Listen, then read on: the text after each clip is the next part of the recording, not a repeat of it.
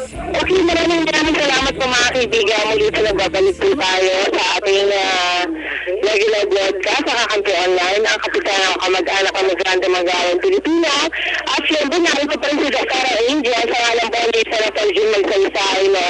At alam nyo, maganda ho yung sinasabi ni Dr. na kung sinasabi niya na hindi na yung mga nurses natin, hindi na palalabasin ng bansa at ang mga doktor natin, malaking bagay po yung mga kaibigan kasi una-una, ibiglang po sabihin na magkakaroon tayo ng pagkakataon na lahat po makapag-anak po dito na parang nasa ibang bansa rin tayo.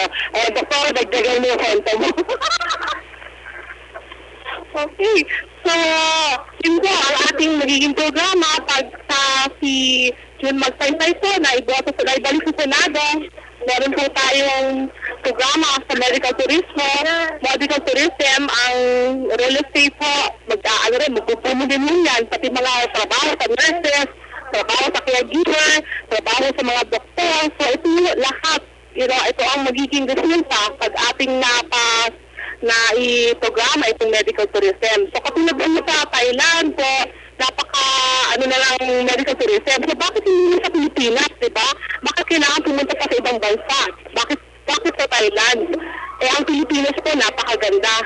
So dito po natin, dahil gagawin ng mga may sakit, dito na po sa Pilipinas, even sa wellness po.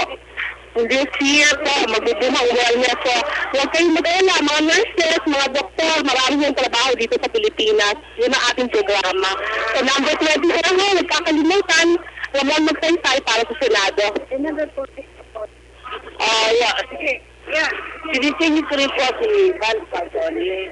Kasi Senator Val Falcone, talagang kita mo ang kanyang tunay na kaluging tao. Talagang tao po siya. Kasi po, meron po siya, talagang taong tao po siya si Falcone. Number 14. Kasi po, ang sabi ko sa kanya, ayoko na maulit yung prestiyada na nagparamatay na bata. No? Na talagang 7,000 hindi makapag-aral. Kaya, ang puso ni Brother Val Falcone is that a father who wants his children to go to school. Kaya kung si Val Falcone ay ating niluklok, number 14, sigurado, kasama mo kung lalapit sa kanya, kukuha tayo ng budget para aralin natin ng mga batang wala akong talagang means to study. Salamat po sa inyo. Ako po si Norman Eva, future senatorial candidate. Salamat po. God bless you po. Sabi, kung lahat ng mga kagaya po niya, Tita Norma, na kandidato na merong iisang adikain, siguro makikita natin yung tunay na karagdagang pagbabago. Ayan. At makakatulong niya sa ating presidente na kay Pinoy, na kung saan ang din naman niya ay pagbabago rin, na mawala na yung mga dating nakagawian na hindi maganda, di ba? So, yun yung magandang sinasabi natin Pangulo na supportahan din natin. Anyway, sabi nga po, may the best man win. Di ba? Kaya po, ayan, sinasabi nga po ni Tina Norma, sana supportahan niyo rin po ang senatorial candidate natin na si Norma Nieva, Val Falcone, number 14, 1-4, number 4, si Greco Galica, si Christian Suñeres, number 29, at si Jun Magsaysay, number 24. Diba? At syempre yung ating party list, yung AMS Party List Alliance na Media Showbiz, supportan din po natin. Party list po yan, number 6. At yung number 4 na OFW Family Party List din, number 4. Kaya lang po, tayo po ay allowed lang bumuha ng isang party list. Pero kung saan po yung nararamdaman ninyo po pwedeng magtanggol at maging kasama ninyo, okay lang po kung sino yung boto ninyo. Kasi nagkataon lang po na pareho tayong taga-media po ako. At the same time, OFW din tayo. Kaya nagkaroon ng paghahati sa napakagandang programa na to, na kung saan ay pinamahagi po opportunity na ibinibigay po ng ating mahal na kaibigan, kumare, na si Sen. Nicodemus, para sa lahat ng ating mga kababayan na naghahangad po ng ikabubuti ng ating mga kababayan. Kasi una-una yung magandang informasyon. At the same time, merong mag-i-implement, malang bagay yung Tito Norma. Totoo po niyo, kaya nga po sa inyo, pagboto sa party list number 6, ANS, no? Pagboto ng senador, number 14, Falcone. Maniwala kayo, pag ito nakaupo, tawagan niyo si Norman Nueva. Pag hindi po ako natuloy, pag ako na-late na masyado, sakaling hindi ako matuloy yan, 2016, by 8 or by 2, lalaban po ako. Sa independent, lalaban ako, mag-ipon ako ng pangkampanya. Kasi binigla kami yan, independent, hindi ko kaya ng aking budget. So, pag nanalo po si Falcone number 14, you can see me, Sister Norma Nueva sa Christ King. Sasamahan ko kay si Falcone, pangako niya magpaparal ng anak ninyo walang tuition. Gagawin mo yan, gagawin niya. Kasi po isang taong, totoong tao. Salamat po. Pagpalaan tayo lahat ng Panginoon Diyos, ang ating bansa, ang lahat ng nililingkod sa Kanya. Thank you, God bless you all. Maraming salamat po. Yan po ang puso na Radyo Veritas. Kasi makadiyos po itong tao na to. Na kung saan ay hindi po ako ng paumani kasi di ko kayo agad nakilala. Kasi alam niyo naman tayo po yung maraming nakakautang palad na hindi may iwasan yung halos magkakamukha na lahat ano ba? Opo, pare-parang magaganda. Siyempre, saalam pa rin ni Tito Joe Villegas, no? Na siya po nagbibigay sa ating pagkakataon. At siyempre, doktora naman. Alam niyo, si Dr. Angel, no? Hindi mo natin tayo yung matapos yung programa natin. Kaya na lang tayong 7 minuto. Ganun ni Doktora. Ayan, volunteer po siya para sa Senator June Magsaysay, no? Doktora. Doktora, gusto ko humingi kayo ng advice. Sa tingin mo ba, ano ba ang dapat isipin ng ating mga butante ngayon? Kasi ayaw na natin na isipin kasi natin ang pagdalo. So siguro, magkaroon sila ng pamantayan sa tamang pagboto. Ayan. Siguro meron kang kahit konti idea bilang isang mamamayang Pilipino. Sa akin lang po sa akin pamantayan, no, based on my kung paano tayo mamili ng nararapat para sa Senado o kahit anumang posisyon sa gobyerno. Number 1, isanapin po natin yung may takot po sa Diyos. Kasi kung may takot po sa Diyos ang pipiliin natin, hindi yan matatakot po yan, mangurakot.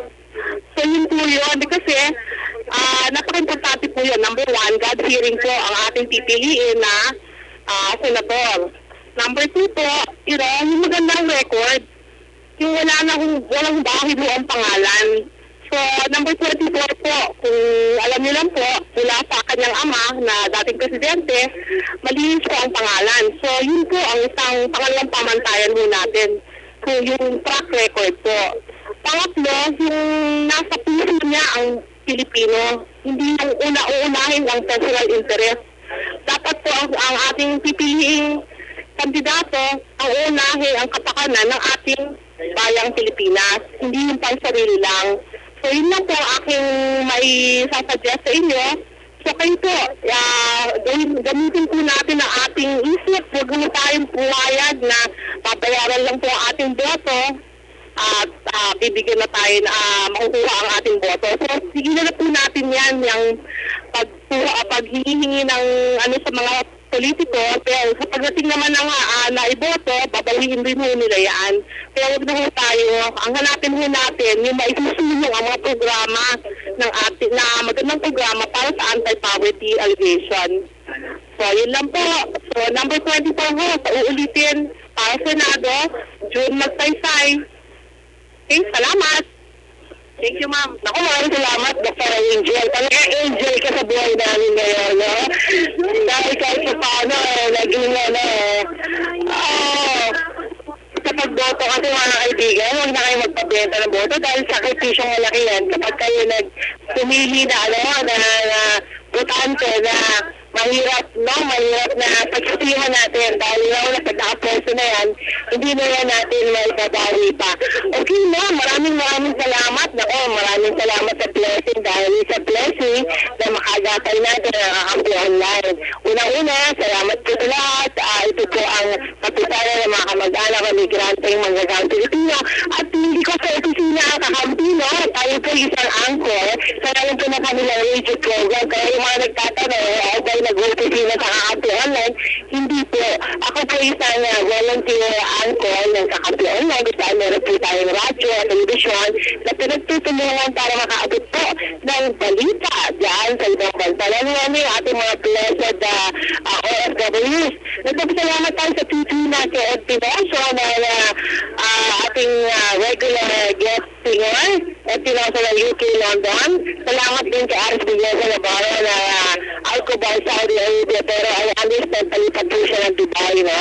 Salamat sa kanya pagiging regular singer din sa ating programa. At sa lahat ng mga nagnanais pa maging kaalapay natin sa programa natin sa Jubilee 20 Cents po. Kundi maraming salamat po sa inyong lahat sa pakikibahagi ninyo, sa pagbibigay po ninyo ng moment na makasama at pakikinig po ninyo. I-share lang po ninyo ang grupo natin sa Kakampi Online at lahat po ma-update po namin kayo ng mga programa po namin. Supportahan na rin po ninyo ang aming lahat ng mga programa nandiyan dyan sa Kakampi Online, lalo-lalo yung programa po ng Ed Rosales, ang Low Action Balita, at siyempre yung mga iba pang programa na narito po sa Kakampi Online ni Nicodemos at marami pang iba. Muli po na po na ating mga kaagapay sa paglilingkod. Maraming salamat po. Salamat din sa mga guests natin na narito po sa Rembrandt Hotel. Ito po si Julie de Guzman. I love you all. Bye!